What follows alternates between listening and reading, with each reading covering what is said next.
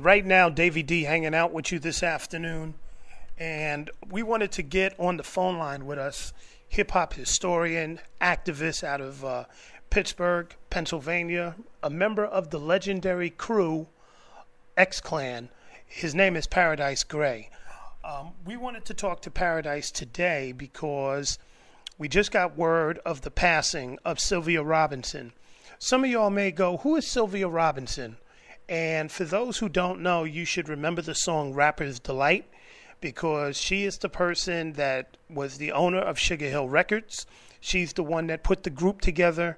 She's the one that laid out that landmark song that went on to make history. Paradise, welcome to the show. Thank you, Davey D. Glad to be here.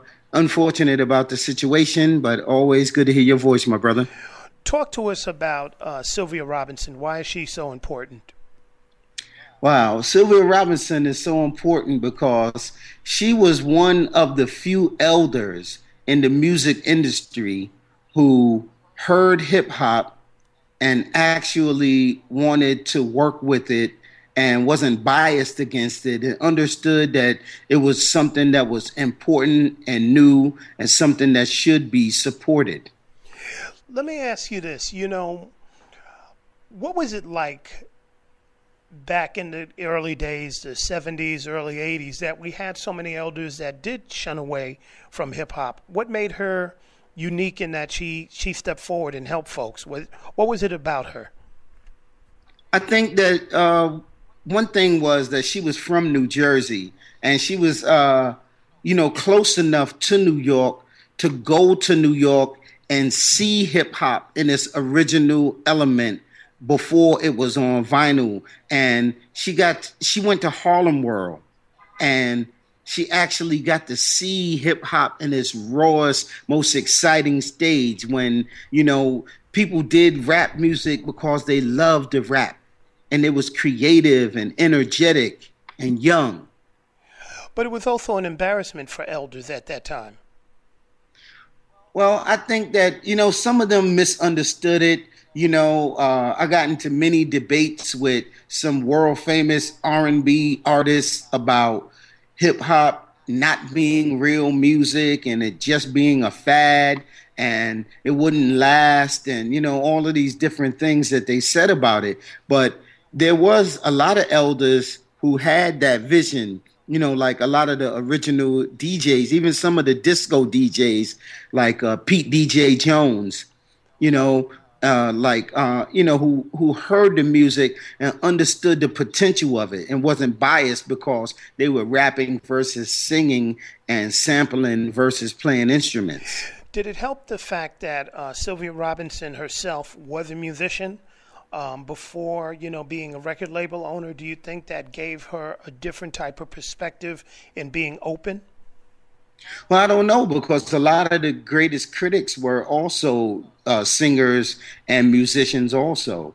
We got a lot of flack, I'm going to call names from people like Larry Blackman from Cameo. He really was a harsh critic of hip hop, and he was very similar to Sylvia. I think one of the things about Sylvia that made her unique was that she understood publishing and catalog owning, because she used to own the catalog of Chess Records. So that was one of the things that made her a whole lot of money, was when she sold the Chess Records catalog to MCA in like 1984, so she had she's one of like hip hop's first moguls, and she really honestly kind of like set the page for Russell Simmons and P. Diddy and Jay-Z by the way she was a harsh business person, so she understood the inner workings of the business better than most artists. Now, some people listening to this, and including myself, would say that Sylvia Robinson ushered in the age of rap records. And with that came a few things. Some of it we can attribute to her as a business person. For example, prior to the age of records, prior to Rapper's Delight being put out, we had a situation where it was the DJ that was the main attraction for hip hop in the late 70s, early 80s. I mean, you were part of a crew, and people knew the DJ more than the MCs. Right. Once they signed to a record label, the rapper was moved to the forefront. In Sylvia Robinson's case, she actually didn't even use the DJ. When you look at groups like Grandmaster Flash, who everybody knew Flash before his MCs, and she had a house band. I mean, it was good in history to note that the house band included some legendary funk artists, but she kind of removed the DJ from the equation, and that put, rap and hip hop down a path that it never fully really returned. What do you think about that? Well, but she also, one of the things that she did, including the Sugar Hill Gang, they replayed Good Times from Chic, so basically she did make rap music, and she did bring that musicianship to hip hop that I think it did lack, which I think it opened the way for a group like the Roots, who do have a DJ who was prominently featured, as well as a full band. I think that even, groups like Stetsasonic featured a live band and a DJ at the same time. One thing it did do, like a lot of times the DJs were like dictators too. Sometimes it's good that some of them weren't exactly in control of everything anymore. But I do think that the DJ is an important element of hip hop, and it was the foundation. But, there were groups that came out later, a lot later than the Sugar Hill Gang, like Jazzy Jeff and the Fresh Prince and Run DMC and Jam Master Jay, that did use live music and still prominently figured out how to feature the DJ in his correct light. That's the voice of Paradise Gray from the group X-Clan, talking about the passing of Sylvia Robinson. Some people dub her the mother of hip-hop. She was the owner of Sugar Hill Records, which gave rise to Sugar Hill Gang and many of the early groups. Let me go back to 1979 when Sugar Hill Gang came out. If you recall, there was a lot of criticism, and this is what I meant when we said that once the business got into this culture, things changed. Sugar Hill Gang, for people outside of New York, was a landmark record. People enjoyed it, etc., etc. But for people inside New York, there was harsh criticism because they literally jumped to the front of the line. Nobody ever heard of the group. We later came to find out that they were put together. They even took other people's rhymes and used it in the song and immortalized it. And so what you had was a very artificial insertion into the culture, and it changed the way things were done. I mean, all the way from the way that people were rapping. They had dialed it back a few years and was doing elementary radio type rap. Hey, everybody, I'm into party. Right. When everybody had really stepped up and was on to very complex routines. Talk about that. Does she deserve that criticism for that? I always say that there's two industries. There's hip hop, the culture, and then there's rap music, the business. And she made some shrewd business moves that were, in hindsight, very intelligent. But it definitely created a big rift in the culture. Because we knew that Big Bank Hank wasn't a rapper, and he was and he was stealing Grandmaster Caz from the Cold Crushers lyrics. We knew that at the time. And we were really angry at the record. At the same time, we loved it because it was the first record that we were seeing like the Sugar Hill Gang on Soul Train, and we was like hearing rap music on the radio. It was big for us, but it was like bittersweet moment for us. But we were really happy when artists like Kool Moe Dee and the Treacherous Three and Grandmaster Flash and the Furious Five quickly got deals also and started making music. So, like I said, it was a bittersweet moment, but I guess it happened in the way that it had to happen because, had it not been, the Sugar Hill Gang with that incredible record that broke, new ground on the radio and in pop music, we may have never gotten our foot in the door. We were doing it so long in the streets without that recognition. And at the time Sugar Hill Gang came out, it was a lot better than the alternatives that was hitting wax like King Tim III You know, that was like totally like a throwback to like the 60s rapping. You know, one of the things that has also been underscored in her career, Sylvia Robinson, is she was a black woman. Her and her husband, Joey, had a long history in the music industry. You guys as X-Clan learned firsthand just how wicked this business can be. I mean, you could write a whole book about how X-Clan was, how the owners of your record label refused to promote your albums, were taking record sales and putting it to other groups because he disagreed with your, with the group's political outlook on life. And basically, you all are part of hundreds of black groups that have been ripped off literally by the label. With that being said, one would think that a black-owned label like Sugar Hill would have changed direction. And, you know, when looking at some of the books and criticisms, even from some of the groups that got on, it didn't really change that much. And should we had expected her to move in a different in a different way, not play the same games that the white corporate major labels were playing, but be much more different? Well, I kind of disregard that criticism of her and keep it as a criticism of the music industry. And those practices are very much still in effect to this day. There isn't a so-called hip-hop mogul out there who is not ripping artists off left and right and being totally accepted as this great person while they're crushing the hearts and the minds and the careers of young people left and right.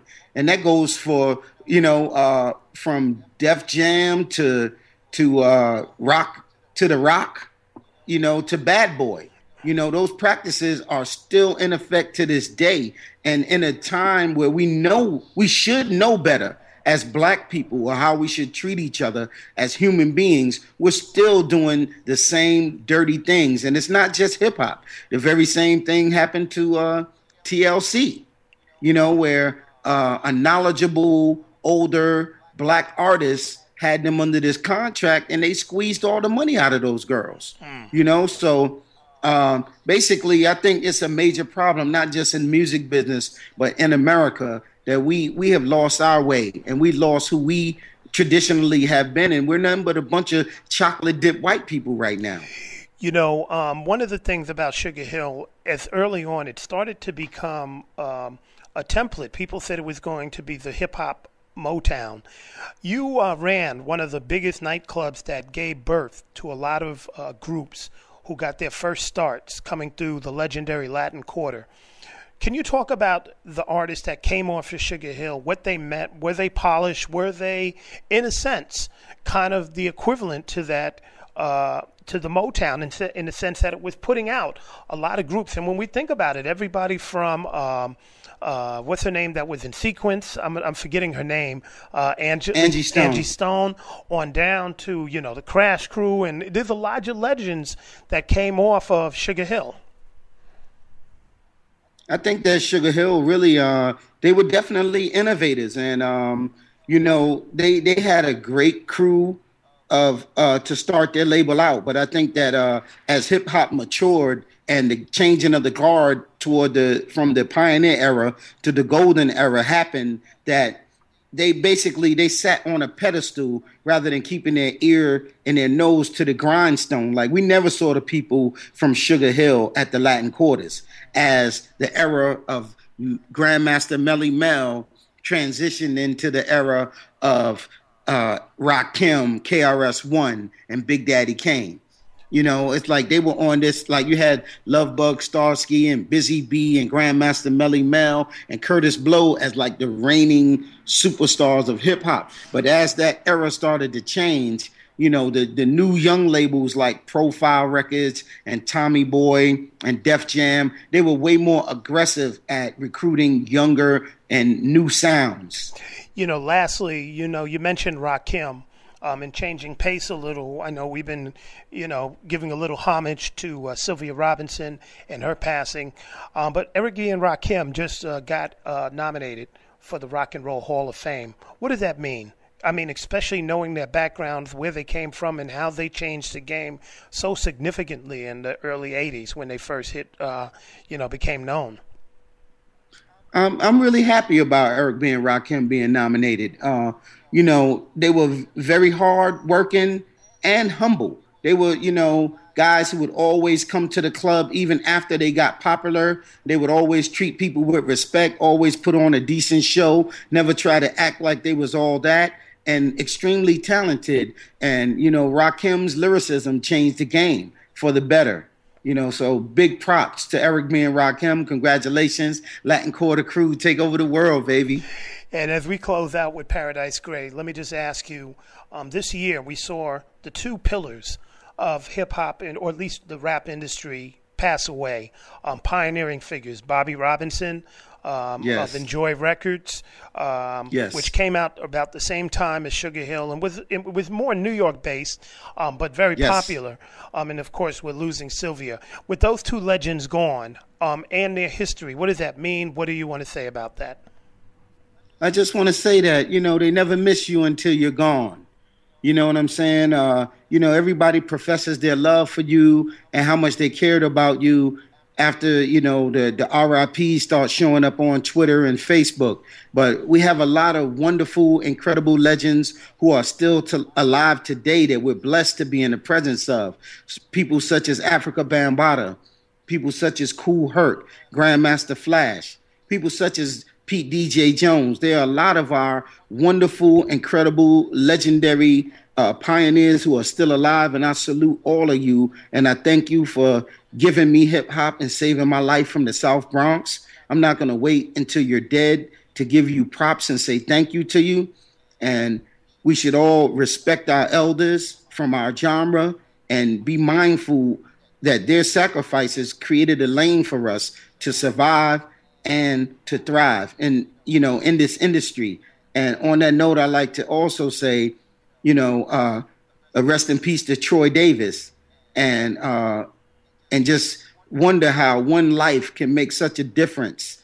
And if one life can make such a difference, and while we're on the note of pioneers, let's give respect due to Ernie Panacioli, one of hip hop's greatest photographers. And if you could give $5 to save his life, would you? That's true. Ernie, of course, along with a number of other pioneers, he's afflicted with cancer right now and had sent out a hospital bill. He's an elder. He's somebody who served in the war. He's somebody who's been around. His bill was, $42,000 for a day-long visit. We did have a fundraiser for him out here. And anybody talking about health care and the health care reform has been around saving lives, we got some elders that we can show you that ain't getting no health care and are literally having to get money from people off the streets to save their lives, which is a damn shame, and don't believe that hype. But that's a point well taken. Yes. Brother, also, please mention that, Sylvia's song Pillow Talk. And also before I forget, Brother Davey, in reference to Sylvia as a artist and producer and writer, she's also the credited producer of Love on a Two-Way Street by The Moments, one of the most incredible slow jams of all time. And her slow jam, Pillow Talk, which is one of my favorites, when she originally wrote it, she wrote it for Al Green, but he turned it down because he thought it was a little too sexy and against his religion. But I'm glad she spit it herself because she did an incredible job with it. Love you, Sylvia. Rest in peace. May the Creator find pleasure with you at his side. Paradise Gray, we appreciate it. You sharing with us the legacy of Sylvia Robinson and just some of the thoughts that are connected with that. We're going to take a break here on Hard Knock Radio. We're out for now. Peace. All right, Dice, much appreciated.